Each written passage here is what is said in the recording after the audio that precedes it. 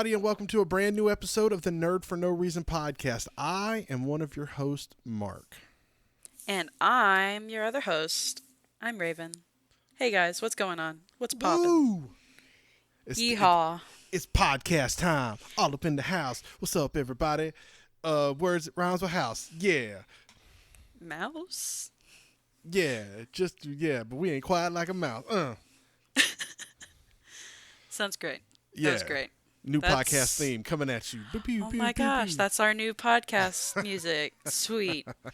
No music, just that awkward little intro. Just a cold open. Just the intro, and then I will awkwardly put some kind of hip-hop beat underneath of it. Can you do like an explosion in there somewhere? Oh, I'm sure I can. I got to find a sound effect for an explosion. That's your like drop the beat. I wanted so bad at one time to have a little soundboard that I could just hit with just different random like DJ Morning Zoo sound effects, just like explosions and the reggaeton horn and just boo boo boo boo boo boo boo, nerd for no reason. It just, yeah, but the program to do that is like really expensive for some reason, and there's not a good like free alternative that I can just patch right into the system. It's a weird thing. I didn't think it would be that hard. No. Nice. So you basically want to be Gene Belcher from Bob's Burgers. I don't know if you watch that show. I don't. I have no do. idea for that reference. He is the son in the show, and he always carries around like one of those like little keyboards that you can like press the like little button, and it'll do like the meow bark, like fart noise and stuff like that. Then like yes, little that sound sounds effects. exactly like That's you. What I want to do. Yes, absolutely. Nice. Just in the early days of Android smartphone, they had a ton of just random soundboards, and I don't know if that's still a thing on Android phones because I'm an Apple man now, and I know that Apple was never like, no. They were never like, we soundboards. No, that's a big no from Apple. But the Androids for a long time, you could actually pre-program them and do all that stuff, and I think that went the way of the dinosaur as Androids have gotten smarter and better and faster. Also, that's such a good idea to not do that. I had some little flip phone at some point. I was really good at destroying flip phones, and my grandparents just kept being like, okay, whatever, here's another one because we have to stay in contact with you. And I'm like, I go to a Christian school or I'm at church. You guys always know where I am, but sure, okay. I programmed this phone to do the stupidest thing where it's like you opened it and it was like, and any like time you would like press a button, it would like make some weird like little ding, like different variations of it. Oh, you drove them up the wall, didn't you? No, I was in church one time, and we went to an actual church service, but it was like with I was in the youth group, and so we went to the actual church service, and my grandparents kept calling me, and I was like trying to like open it up, but it would also make weird little noises, and I was just trying to pull the battery out because I was really good at just like sliding off the case, pulling the battery out so I could just be like, it's off now. Because even if I had like turned it off, it would have also made like some weird little wind chime noise. I was very embarrassed, and I instantly took that off. And that's how you get teenagers to change their mind about anything. Exactly. Anyways. Were you ready to talk about some movies? Because I'm ready to talk about some movies. We got a doozy of a movie this week, and I'm excited because we've been talking about this one for a while. Do we? Did we finally get our sponsorship? Oh man, you know what? I'm gonna put the onus on me because I did not reach out to Wizards of the Coast and be like, hey, we're gonna talk about your movie that is way better, but is now overshadowed by Super Mario Brothers. Rip. So, hey guys, we watched Dungeons and Dragons. Who would have guessed? So I think this is the first one that we talked about that's still like actively out in theaters. I mean, we're kind of late to the game. It's not a brand new release, but it is still out there. Yeah, Still it's making been that out money. for almost like a month now. Yeah. So, Raven, what did you think of Dungeons and Dragons: Honor Amongst Thieves? I thought it was good. It was definitely good. I liked the plot. I like that one guy that was like, what was the black dude that was like super like straightforward and was like just the nicest guy ever. Oh, the Paladin Zinc, I Yes, think I yes, think yes, is how you yes. say his name. I loved him. He was great. I like that it was like, there's some funny, witty type stuff, but it's not like, hey, I'm just trying to make every freaking joke I possibly can and Yeah. just like ruin the movie. But it was a good movie. What do you think about it? I really enjoyed this movie. Um, I there's a lot I liked about it, and I can't really think of too many. It's to me, it's the type of high fantasy that I really enjoy, where it's you have dragons and you have knights and swords and magic and all this cool stuff, and it's not Game of Thrones serious. Yeah. Like really from the get go, you get this sense of playfulness, of kind of absurdity, which is what I really enjoy about Dungeons and Dragons. It's how I play Dungeons and Dragons, where Yep. it's very much like, well, what do you want to do? Well, why is this Birdman not in here like I want him to be? And I feel like that whole scene. Let me just go ahead and talk about this. Let's go ahead and get into it. Yeah. The beginning of the movie, when Chris Pine and Michelle Rodriguez are in the trial scene trying to get their parole, and they're waiting for the Birdman to show up. And first off, the Birdman's name was Jarnathan, and that really That's feels like so good. a panicked DM moment where they're That is just like, also what Chris said. Because he was like, that just feels like something. They were like, we have made up so many stupid names. Let's just pull one out of a hat. right. It's like, well, what's his name? What's his name, Dungeon Master? He's like, Jarnathan. He's like, Jarnathan? Really? And then when Jarnathan walks in the room, they're like, grab him. I want to grab him, and I want to push him out of the window and fly him to the ground safely below. That seems like such a chaotic player type of move where I have to get out of this, and I don't know if I successfully rolled good enough to persuade these guys to get me out of here. That was probably my favorite part of this whole entire movie, was just that, because that really felt like the type of chaos energy that I play with. Exactly. But I really like the characters. I like Justice. Like Chris Pine, to me, was a perfect bard, and Michelle Rodriguez was a perfect barbarian. Everyone was like cast perfectly in these great roles. Yeah, dude. Like just watching it, I've played D&D. I don't have like a heck ton of like experience of like trying to figure out which person is from which group, but I could easily be like, "Oh, okay. I can figure out what these guys are." And I was like, so for like people that are like, "Oh, I kind of dabble in it, but I'm not like the person that's like, no, we play every single Thursday night at 7 p.m. and if you're not there, we're going to talk shit about you." Yeah.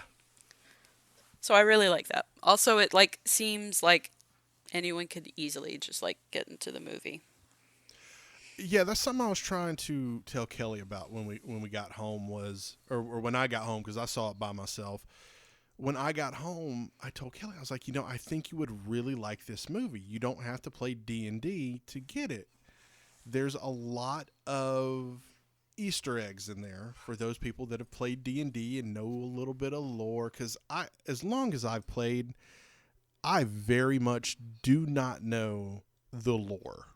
Mm-hmm. Because as far as I'm concerned, the lore is insignificant. And I know if there's any D&D people out there that are hearing this that are hardcore, they're like, "Oh, how dare you?" No, it doesn't matter, cuz you could literally set a D&D campaign anywhere. But if you know the lore a little bit, there's a lot of really cool subtle jokes or Easter eggs or just things that are happening in the background that that you're like, "Oh, I get it." But it's not required. It's not intrinsic to the plot that you know that, you know, some ambassadors coming from Stormwind or whatever.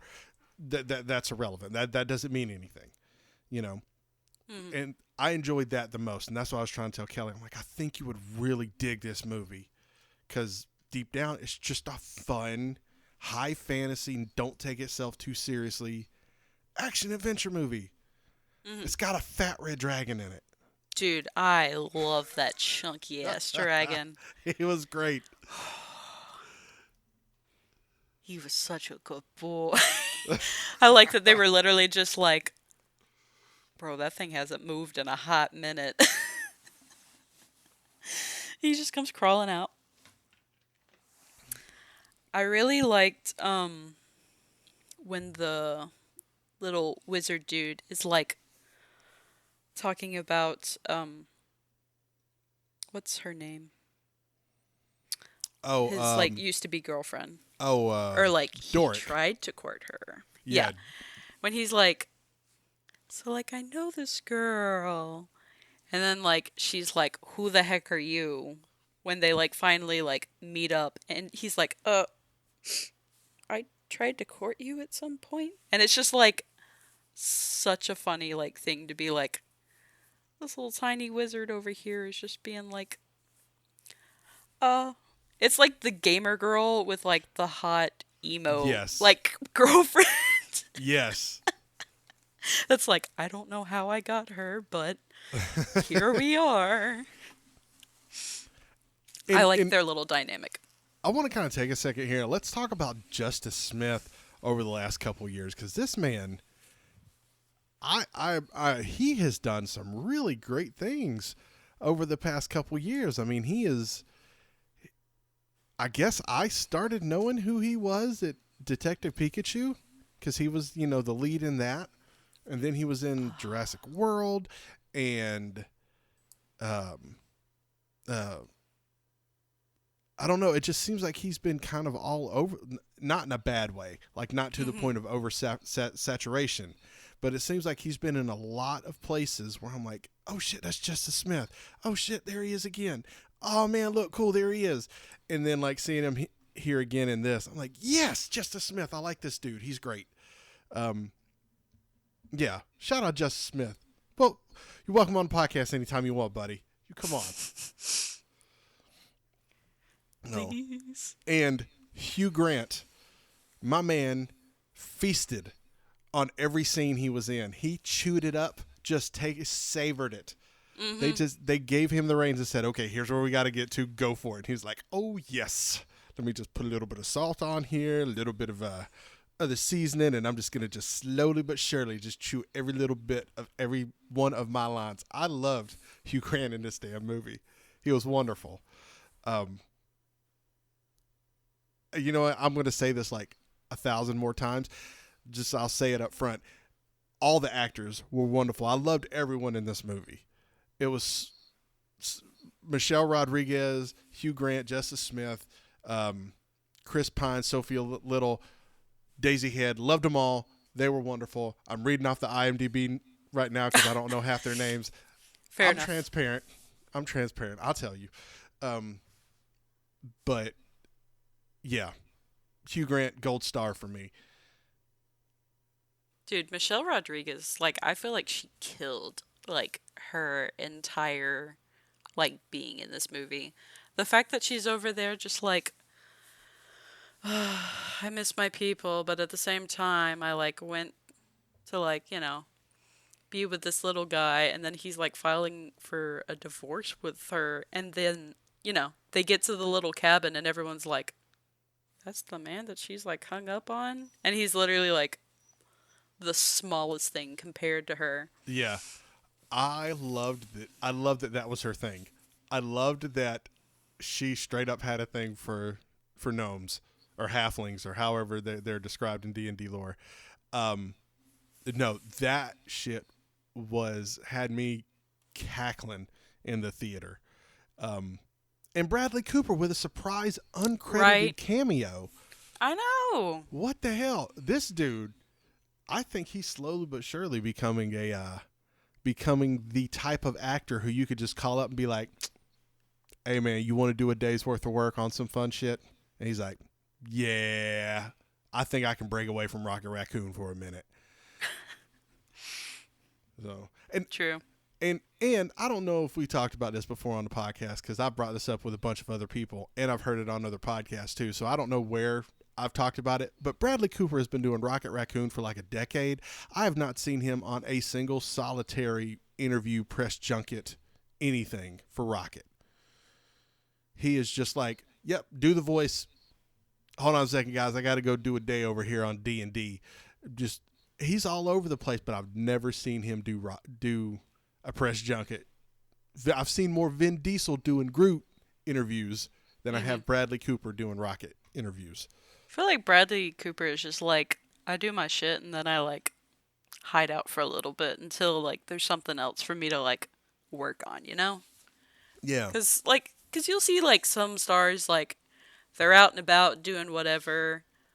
They're like in the media or the public and they're just like getting shit on, or it's like, oh, look at what these people are doing.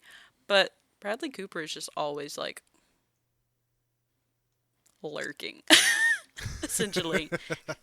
He's like, I'm just waiting for something else. I'll just be hanging out at my house. Goodbye. I think he's doing the thing that like Adam Sandler tries to do but better, where he's like, "All right, cool. I'm going to do this one movie for the paycheck and put everything into it."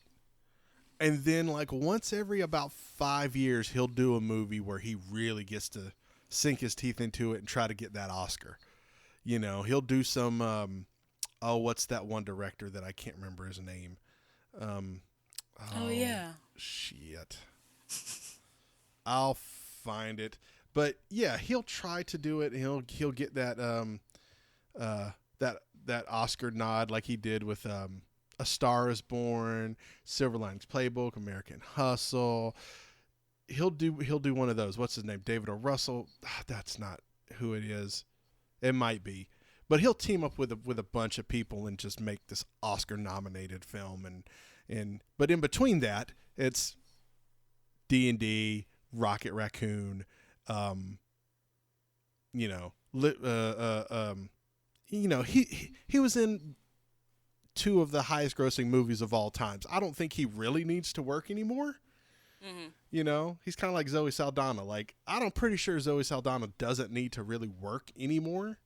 She can just be like, yeah, cool. I'll just do Gomorrah till I die. You know? Right. And then, you know, you get Chris Pratt out there just on everything. Oh, yeah.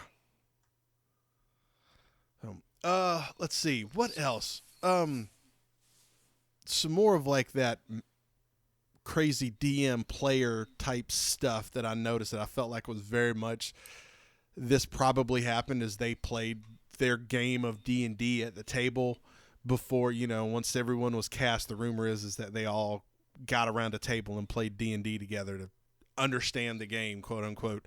One, I want to know who the DM was. But the whole we're going to revive the dead, but we only get to ask them 5 questions type of thing. That was so good. So much to me where that is absolutely the DM messing with them and them just burning through their questions. Like, gosh, shit, now we got to dig up someone else.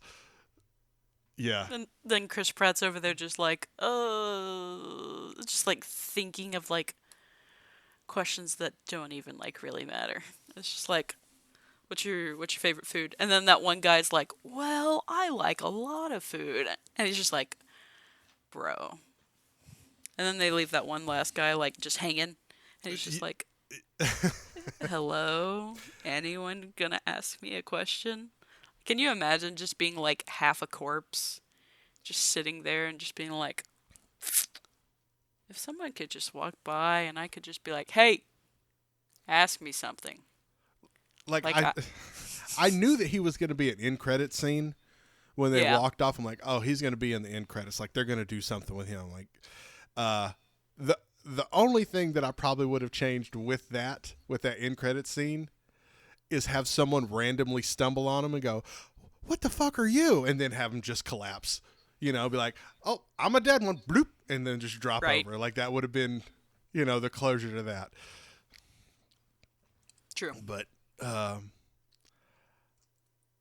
was kind of confused on this is probably the only part of the story where I got really kind of confused was once they brought in the Dark Wizards and they were trying to explain the Dark Wizard motives, and maybe because I've only seen this movie once in the theaters, and I'll probably understand it more when it comes out on digital and I get a chance to rewatch it. But their motives didn't really seem to make sense to me. Like it was just like, yeah, we're going to take over the world. Or we're going to, have this army or do whatever. And it just kind of just all in all didn't make sense to me. It seemed like a very killing a fly with a machine gun type of instance where, we're going to take over this town and we're doing all this and we've laid all these seeds and stuff, laid all these plans just so we can basically gain power, but we have power. You know what I'm saying? Yeah, Mark, but in every good action film, there has to be someone that's like, yo, what if we just took over the world or some shit? Yeah, And then that's it's just true. like, yeah. Because it was you know, she's standing there whispering into this thing, and the dude sitting at the table trying to bet on who they think is gonna make it through this maze are just like, hey, can you stop that? Yeah. Stop it. And she's just like, yeah, okay. And just keeps on going with it. But then I love that they were smart enough to be like, let's throw all this stuff out and all the people will come running out. And Oh so yeah. at the end, when she's done with her thing, she's just looking at an empty coliseum and just being like, what happened here? My plan just did not go any way I wanted that. Yeah. Which I thought, was kind of a cool thing to do as opposed to them just trying to instantly fight her, which Yeah. is what you would expect. Yeah, they were definitely not a high enough level to fight her. She had to have been level 15. Yeah. So. She's on level 40 while they're maybe a level 3. Probably. The creatures and monsters and stuff in this. We talked a little bit about the Red Dragon. First off, I loved Doric wild shaping into an owl bear the first time we see her. That made my heart sing. I loved it.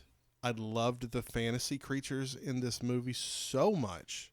The Colosseum scene was a great place to, dump a whole bunch of fantasy creatures from, oh, Jesus. I started talking about it. Now I can't remember the name of that dumb animal. The panther Which with the one? thing. Yeah. Yes. That can do the hey, look, I'm over here, and then Right. sneak up behind you. Yeah, I can't think knew of it what's called until I started talking about it, and now the words escape me. I'm sorry, That's dear how listener. it happens. The mimic treasure chest, that was wonderful. And then they had to go through the corrosive slime to get down to the bottom, and it was just such a man. I really genuinely feel, especially, I don't know if you remember the D&D movie from the 90s that had Marlon Wayans in it. Do you remember that? I know of it, but I don't think I've ever actually seen it. I watched it. Okay, it was from 2000. Had Jeremy Irons in it. I remember watching this, and I didn't know anything about Dungeons and Dragons at the time. And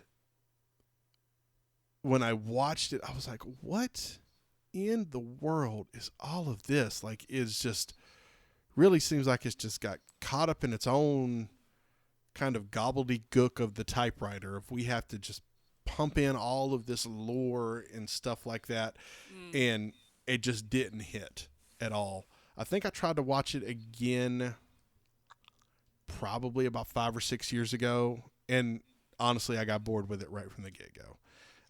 But in stark contrast from that, I mean, it's got a 3.6 on IMDb, so you can take that for what it's worth. But that in contrast to this new movie, where it is the characters are fun and the action is upbeat, and again, if you know the just a smidge of the lore, you're like, oh yes, of course the Black Dragon would not breathe fire, and little things, and it just makes my heart sing, makes me so happy that this movie is as good as it is. The more I talk about it, the more I enjoy it. I am not upset that I spent $20 altogether on my movie going experience to go see it. Wow, can't believe you spent that much. Listen here, free tickets. We bought popcorn and a drink for half price. That's one of the greatest. Oh, it's one of the greatest things about, either working there or having someone that's in corporate. I know, I was like, do you want to do a double feature? And he was like, you want to go see the Nick Cage vampire movie? And I was like, don't you ever talk to me again. Because you and I had talked about the Mario, like trying to do a double feature of that. Mm-hmm. And I was like, gonna talk to him about it. But, I don't remember why. I think we had something to do. And so I was like, never mind. We don't have time for a double feature. But yeah, he really just tried to get me to go see Nick Cage. He knows that I am. I don't know. Like, I've never just been like, wow, Nick Cage was great in that. And then he just, like, obviously became such a meme with, like, so many of my generation that it's just like, I don't think I can, like, watch something and be like, oh yeah, I respect this. Like, is it something that I'm gonna, like, watch it and I'm gonna feel like I'm watching What We Do in the Shadows, where I'm just like, is he gonna make a joke soon? Like, hello? Yeah, but he's kind of embraced that meme culture. Like, he kind of gets it now. And, I mean, but to be fair, he kind of brought a lot of that meme culture on himself. I mean, my man named his son Kal-El. He bought a real-life Tyrannosaurus head. Yeah. I mean, he's kind of done all these crazy things that as a kid, you're like, man, if I had $1 million, I would just buy a dinosaur head. He was like, you know what? I got $1 million. I'm going to buy a dinosaur head. I have the most expensive, rarest comic in the world, i.e. Action Comics #1.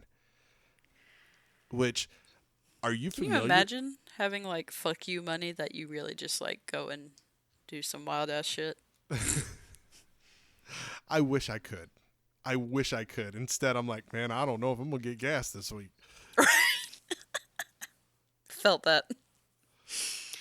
Are you familiar with Nick Cage's Superman or Action Comics #1 story? With you said the Superman thing? Yeah, the first appearance of Superman. Yeah. I think if you and I didn't talk about it, Chris told me about it. Okay.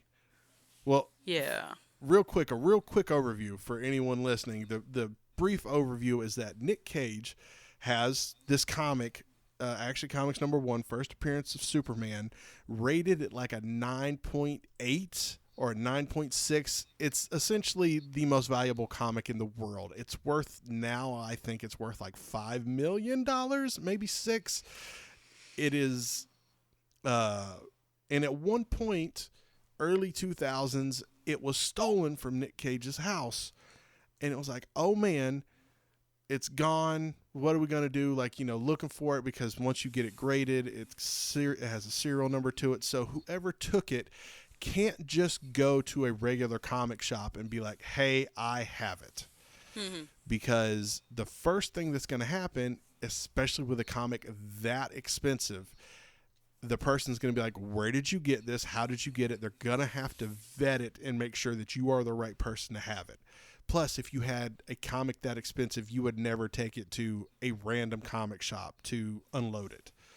Well, fast forward, I think like 10, 15 years later, someone found it, I think someone found it in a storage unit and then took it to the comic shop. And that opened up this whole realm of how did you get it? Where, this is this big thing and whatever. And Nick Cage eventually got it back after all this time. And I think he had it insured. I think he had to give his insurance money back or pay that back, however it was. It was a whole thing, man. So I'll have to do some digging. We might have to do a deep dive on this. Bro, the fact that Nicolas Cage was like, I'm going to get this insured. And it's like, bro, you got money. Like, I don't know. Something about that, I'm just like, that's wild to me. I don't know. I think about like a lot of things that like people with like a lot of money do. And I'm just like, the fuck, man? Yeah, but Nick Cage doesn't have a lot of money.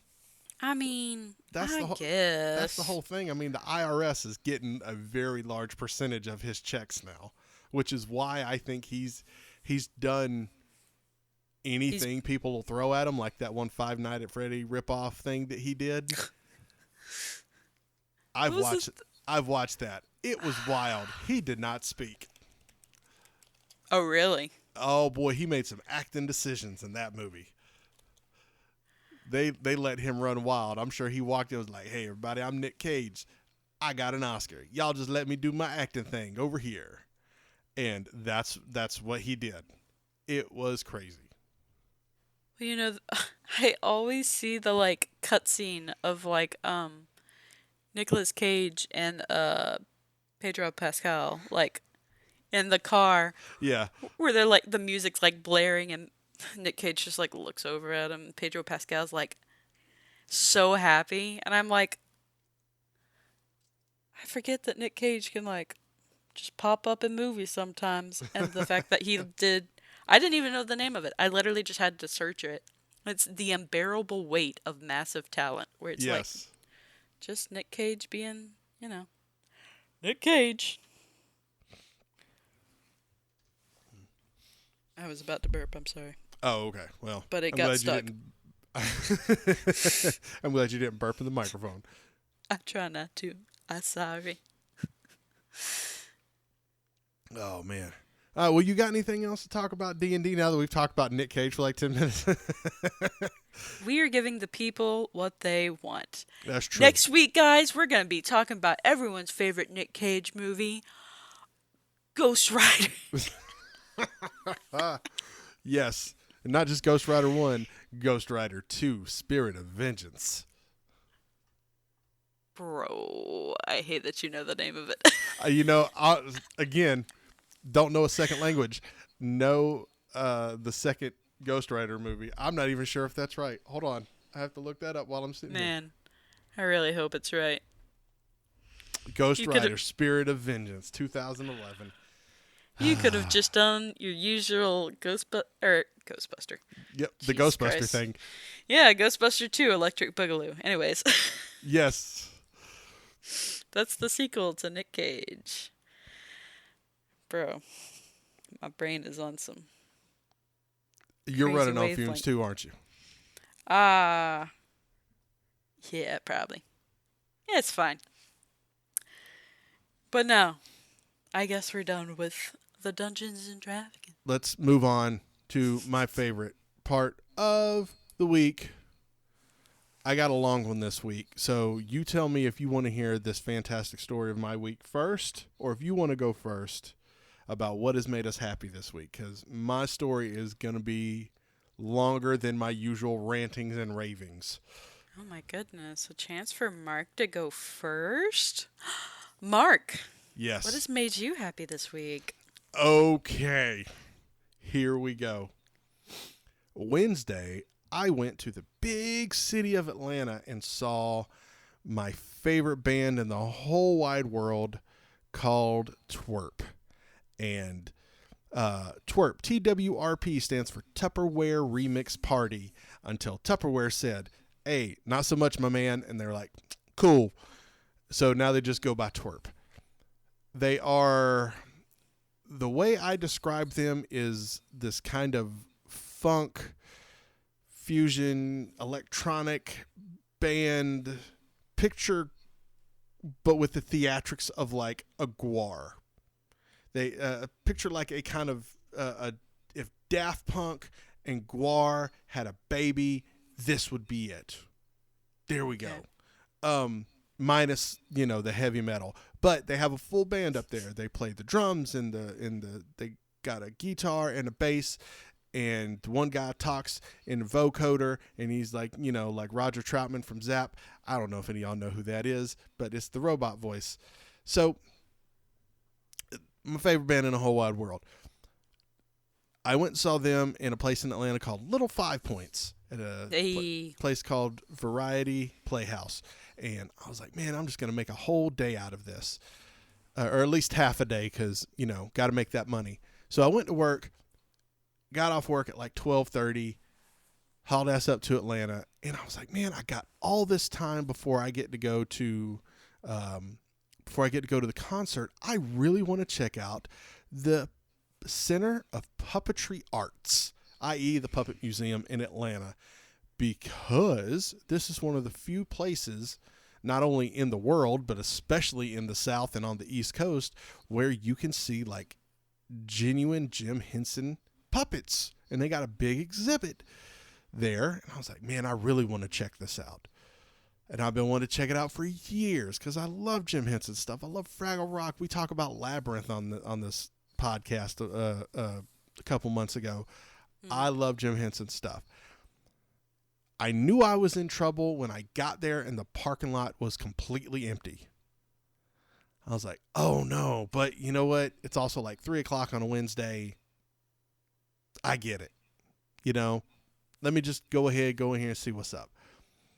So I go in there, I get my ticket.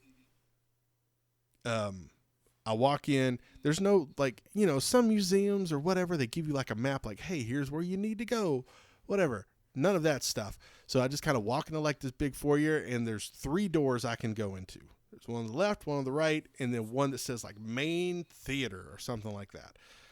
And I was like, well, I guess I'm going to the World Showcase. And I walk in there, and there it divvies up into 2 sections. One says Jim Henson, another one says like Puppets of the World. So I go to Jim Henson first, and I walk through there, and it's fantastic because there's all this early Jim Henson stuff, and it's really cool, and they got all these puppets, and I'm walking through, I'm like, man, this is really cool. I think I take a picture of some stuff and send it to you, Raven. I'm like, guess where I'm at? And you're like, my worst nightmare. All that, like you were not a fan of seeing all this weird wild puppet shit. Sorry, my puppet phobia hit hard. I was like, why would Mark send me this? I didn't know you were scared of puppets. I don't remember us talking about this when we talked about Labyrinth, about you being scared. I'm pretty sure I should, but it's okay. You probably did. My memory's terrible. I'm an old ass man. So I look through that. That's cool. I go to the other side, look at other puppets of the world, quote unquote, and it was all right. Kind of small, but I was like, all right, yeah, I get it. Jim Henson ain't the only creator of puppets. They did have one puppet that I remember from my childhood that honestly just scared the hell out of me as a kid. It was this puppet of this old ass woman called Madame. I think that's what her name was. But she had like some kind of weird sitcom or something, and it always freaked me out. Oh God, I hated this thing so much. And there it was. Like, I get the fear of puppets because this thing was the fear of puppets for me. I hated this damn thing. So I look through that, fine, whatever. And then I go to this other section, and it was all like where the wild things are, puppets and animatronics and things like that. And it only had like 3 puppets. But it was cool. I was like, oh man, this is pretty neat, concept drawings and stuff. Oh man, special. There's a special section to it. I came out of there and I was like, all right, well, I think there's something downstairs. Then I walked downstairs and I was like, there's nothing down here. Like, this is offices. That's weird that any old person could just get down here and come to this section. Because now I realize, like, I'm walking around and I'm the only person in this museum right now besides the people who work here. And I think there's only 2 of them, you know. And meanwhile, I'm just kind of bebopping around downstairs and I don't know where I'm going. So I come back upstairs and I go to the little information booth and there's some surly old lady there. I was like, hey, do you have a map or something? Because I just want to make sure I didn't miss anything, you know, which is a very polite way of going, is that it? And she goes, well, we have this section over here. And she points to the side with the Jim Henson stuff. And she said, and then we got this special exhibit over here, which was where the wild things are. And she was like, and those are our 2 sections. I was like, okay, cool. And then turned around and walked out because I had seen everything. I was like, wow. How long were you in there? Maybe like 30 minutes. Nice. Yeah. Like, I was in and out. And I was texting Alice the whole time. I was like, Alice, this place is kind of whack. Yeah. And she kind of texting your 13-year-old, man, this place is whack. She's like, damn, Dad, that sucks for real, on God. You know, you joke. That's kind of how we talk with each other, yes. Nope, that sounds about right. And I came home and told Kelly, I was like, I'm very glad that we did not go to the Puppet Museum as a family, like I've been wanting to do for years, because I would be furious if I paid for all 4 of us to go, and that was our experience, because it was like $16 to get in, and I don't feel like I got nowhere near $16 worth of an experience, and take that and multiply it by 4, I would be fuming right now. If that would have been the situation. But that got me a chance to go to Little 5 Points early. And I went to Little 5 Points early. And for those that don't know about Little 5 Points in Atlanta, it's kind of like this, what I imagine the right wing thinks that Austin in Texas is. It's just a bunch of like really kind of wild shit in just a small pocket of Atlanta, where Atlanta has so many different cultures, but Little 5 Points is kind of like unto itself. You know, they got like these little weed shops and tattoo parlors, and there's this cool record store called Capitol Records, and they got a little concert venue, and like on one side of the street they have these little boutique shops, like these little locally owned boutique shops where you can get like a $200 man bag. Right across the street from a hipster place that sells like $200 vintage t-shirt, like AC/DC t-shirts, right next to a place where, you know, you can get a legit vintage t-shirt for like $5. It's really a wild place. One of a kind for sure. Graffiti all over the place. A very famous Outcast mural painted on the side of a wall. Cool restaurants. All kinds of dope shit. Bummed around there. Then the whole meat of the story, I got to go to the concert, and I did the quote-unquote VIP experience, which for me was, or for the VIP people. First off, let me say this. Ticket prices for this band. For me to do the VIP experience, which consists of a mini concert before the main concert, which includes like Q&A, a bag full of like a signed poster, a little VIP lanyard, a button, you know, and there's probably only about 50, maybe 75 tickets of that. So there's not a lot of people that can do it. $100. Worth it. Worth it. So I get there for that. Doors open. We go inside. Everything's cool. I talk to the dude who's selling the merch. Like, hey, man, you know, I remember you from last time. Did you ever get a chance to eat Waffle House? He's like, nope, never got a chance to eat Waffle House. I said, my man, you got to try Waffle House, especially in Atlanta. You got to.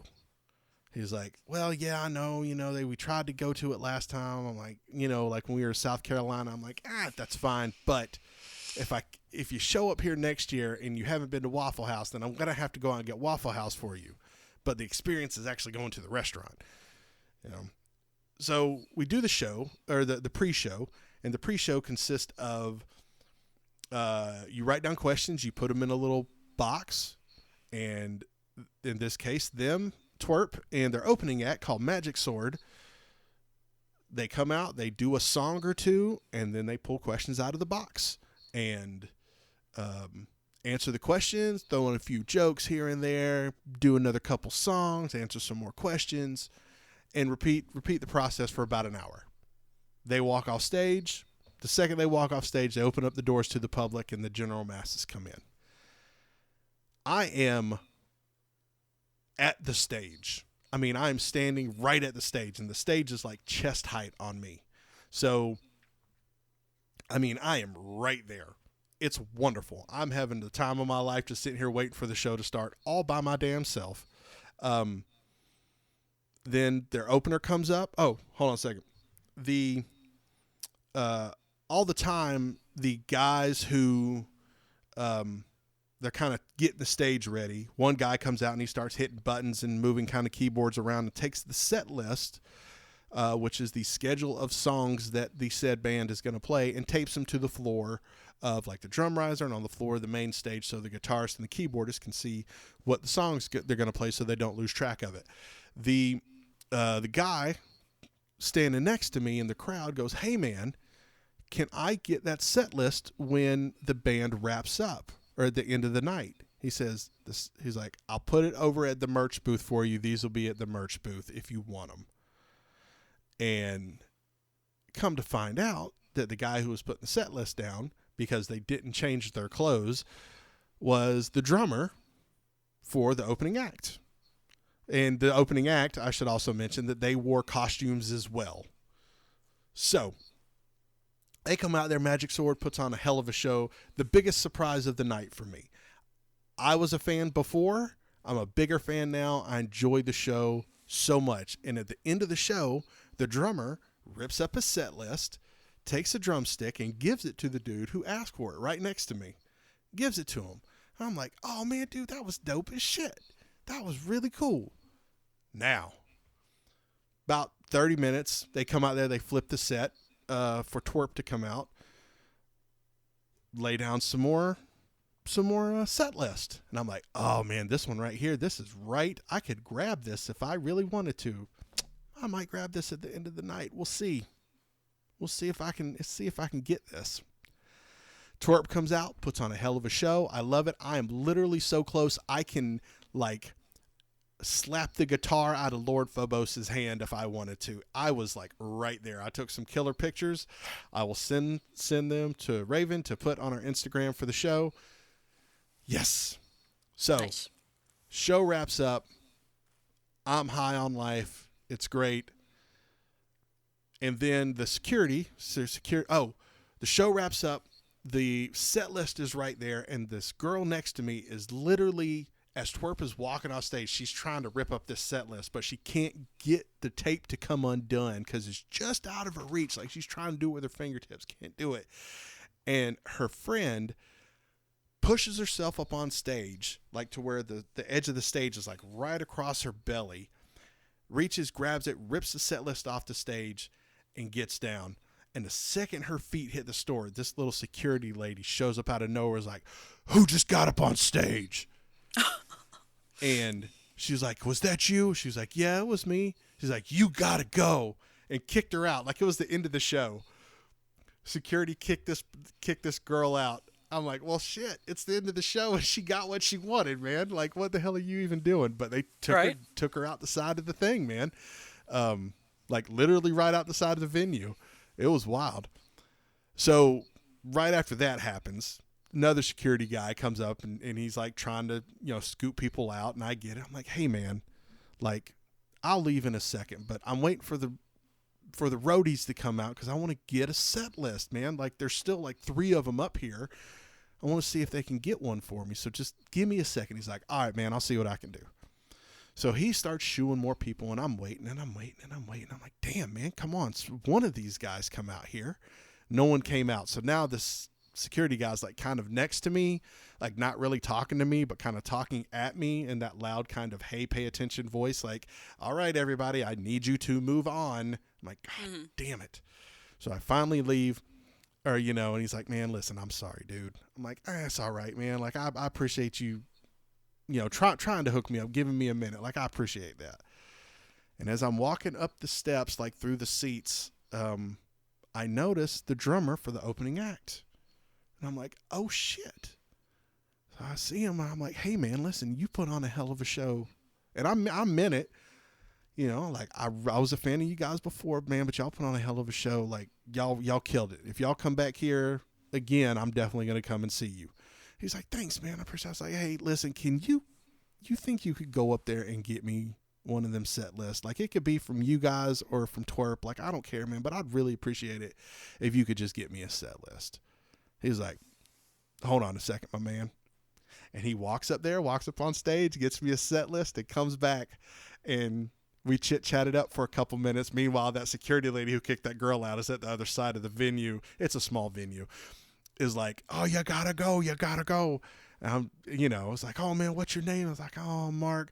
He's like, oh man, cool. Appreciate you coming out and doing all this and whatever. And I got a set list. It's wonderful. It is a TWRP set list. And I don't know how many of them there are in existence, or there will be in existence, but I got one. It's mine. And I got it from the drummer of Magic Swords. So yes. Nice. That is what has made me happy this week. After a 20-minute rant of it's the little things in life, Yeah, the little things in life. I felt I didn't get home till 1 o'clock in the morning and had to wake up at 6 o'clock. And I was so hype from the show that I couldn't immediately go to sleep. Felt terrible. Like I almost felt hungover the next day because I'm old. I slept the best sleep I've gotten in months Thursday night. I think I beat my kid to sleep. I put her to bed, walked across the house, went and laid down, and the second my head hit the pillow, I was out cold and slept just solid for 8 hours. Great. That's some good sleep. Great sleep. Yeah. Dude, sleep after oh, hold on. Get them. I think Kavik ate something. And it might have scratched his little throat up the other night. Oh, poor baby. Yeah, so he keeps doing this weird it's not all the time. Last night it was bad. All right, he's good. So Raven, what has made you happy this week? I didn't get to go to a concert, but I do keep. Oh, hold on. There's a dog outside barking. Hey, don't do it. Oh, here he goes. Yep. He literally just walked around the corner and looks me in the eye as he does it after I was like, hey, don't do it. Hey, come here. You shut up. Go lay down. Flick your tail at me. All right. Here we go. And cut scene. Well, this week it was a pretty standard week. I had some days where I was just, with my grooms that are pretty good. My day on Friday was kind of just a dumpster fire that refused to just burn out. It was a day. But if there's one thing that I love, it's planting. And luckily Home Depot has had a really good sale on dirt. And I think it ends this weekend.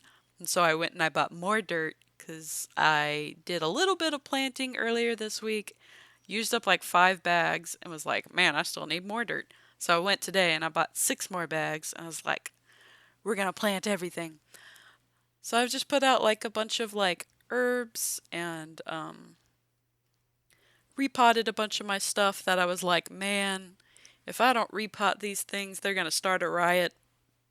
Cause I got a lot of plants, and Chris just keeps being like, "Hey, can you stop buying plants?" And I'm like, "Yeah, yeah, yeah. I'm not gonna listen to that. I'm gonna keep buying plants." He's like, "We don't have room for all this." And I'm like, "I'll make room. That's what grow lights are for." But I did a lot of like outdoor planting, and it's like that little bit of serotonin that's like, this is nice. Like, I hate summer, to be honest. I do not like the heat. I am definitely like a fall, early spring person that's just like, wow, it feels great out here. I love doing activities outside. But I don't know. Something about just like coming home and watering my cute little plants and just being like, oh, look at this. I'm bringing life into this silly little world with my silly little budding dragon's breath and my lilies and my peppers and stuff like that. And it just makes me happy.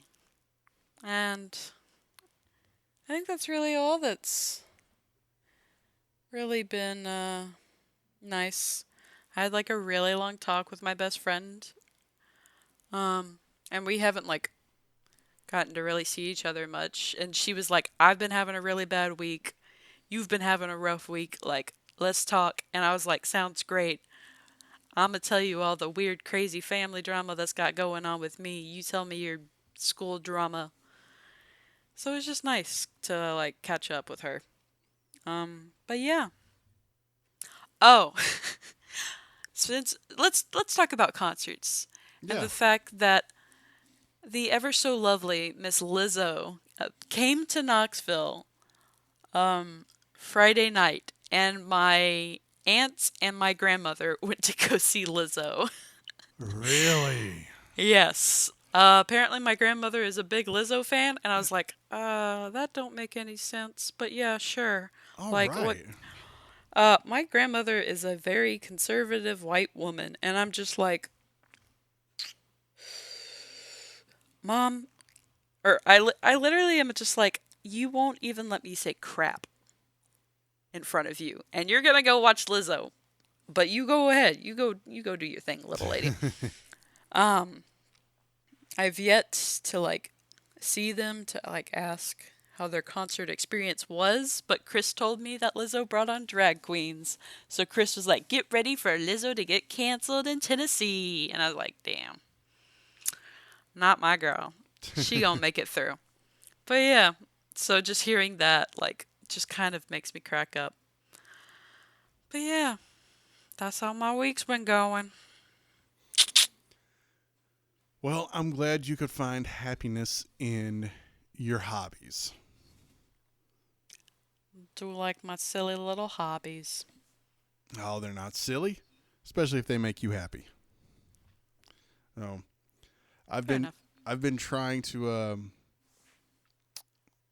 whenever I have to explain like twerp to people, because I know I'm going to have this conversation a lot next week whenever I'm like, oh man, let me tell you about this concert I went to and getting the set list and all this, because I am very much I was telling Alice about this, like I'm very much the anomaly at work, I feel like.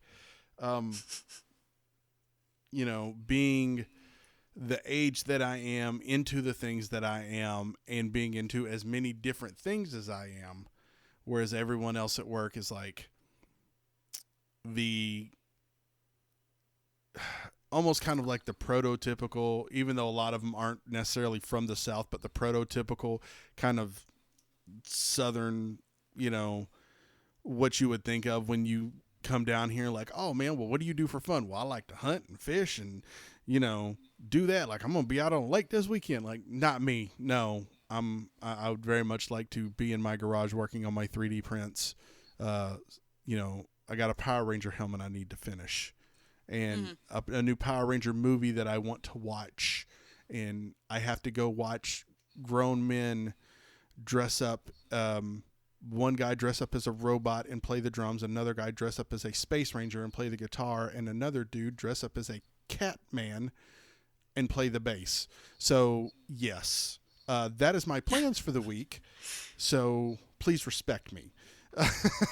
And then they just like throw some crazy eyes at you, and they're like, "All right, Mark." Yeah. Oh no, I get weird looks all the time, but they're just like, whatever. He does good work. Like we don't mess with him. Hey. Yeah. Like, hey, that's just crazy old Mark. You know, he's a good dude. He has a good heart. We'll just leave him alone. If you make eye contact with him, he will start talking about some nerd shit to you. Oh, So if you're not ready for it, turn the other way. I have a 3D printed Power Ranger helmet on top of one of my cubes, and I have a on another one because I brought it in and I don't really have a home for it here. My 3D printed Stormbreaker that I made and brought in, and now it just sits on one of my on one of the cubes. I sit in like a 4-man cube, and one of our desks is empty, and I just put it up there. And every once in a while, someone will come by and be like, "Whose is that?" I'm like, "Oh no, it's mine." "Where'd you get it from?" Like, "Oh no, I made it." And it becomes a conversation piece that way, and I like it. It gives me a little chance to brag a little bit without being like, "Hey guys, let me brag." So, yeah. Nice, very nice. I can't remember what my topic was. I'm running on fumes, Raven. Let's go ahead and wrap this up. Raven, please tell everybody where they can find you on the social medias. You guys know that I'm over there on the Twitters, and it's at the spooky_Raven. We also have the Instagrams, where this week I'm gonna freaking promote my dog grooming Instagram. So it's Raven Grooms Dogs. Hee-haw. If you guys want to see some cute dog photos, and then I've been playing around with some reels. So cute dogs with weird music going on behind it. It's pretty fun. Mark, tell the people where you belong on the internet. I don't belong on the internet hardly anymore. But Can't be me. If you want to find me, I am on Twitter at TurtlesDoIt. I am on Instagram at TurtlesDoIt. And on Facebook, I'm there. I don't really check Facebook too much. I'm also on Reddit, LinkedIn.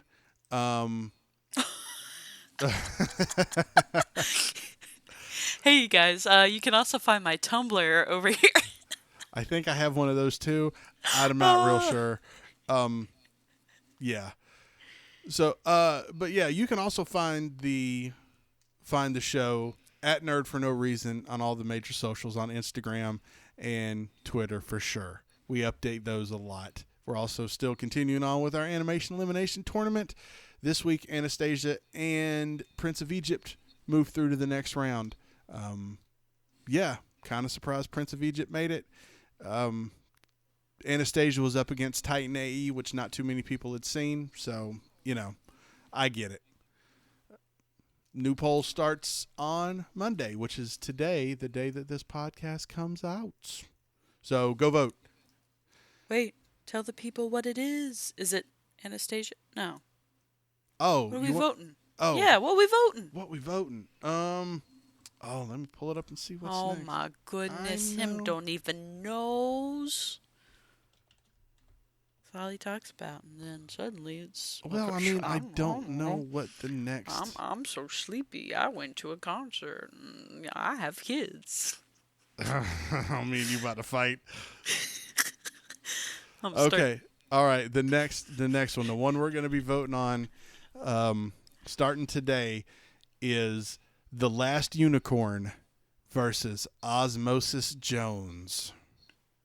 I have seen one of those. All right, cool. So, when this thing first started, everyone was asking, "Are you going to put The Last Unicorn on there?" So I think that one stands a good chance, but Osmosis Jones is way more popular, so I think this might be a good battle.